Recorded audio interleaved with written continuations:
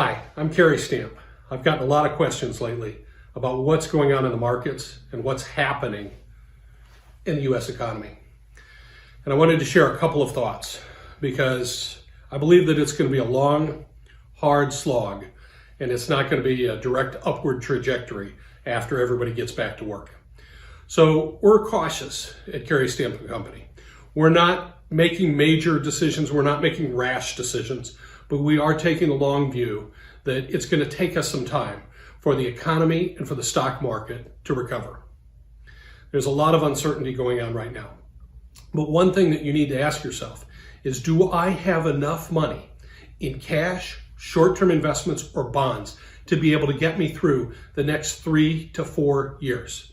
If the answer is yes, and the rest of your portfolio is primarily invested in equities, you should take some comfort that the average downturn in the equity markets lasts substantially less than 3 or 4 years. In fact, the longest recovery that we've had was in 2007, and it took 4 years to get back from the high to the low, back to the high again.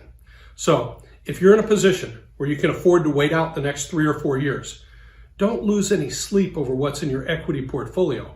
But you should also know that if you don't have that type of cash reserve or short-term bond reserve, that you need to be making some tough decisions right now about where your income's going to come from if you're already retired. If you're not retired, don't stop investing.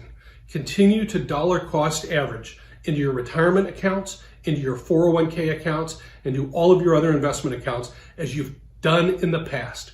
And if you have cash that's just been sitting there for a long period of time because you've said to yourself, I'm going to invest this cash when the market goes down, I'm ringing the bell. Ding, ding, ding. The market has gone down. So you slowly start to move that cash into the equity markets. I'm not saying do it all at once.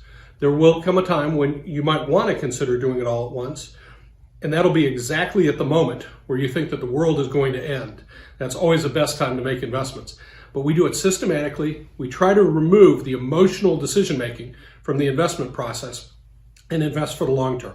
If you have questions about what to do or any of our strategies, please pick up the phone and call us. We're happy to share. We're happy to tell you what we believe is going on. And we'll get through this time. We just need to do it using rational thinking and a long-term perspective.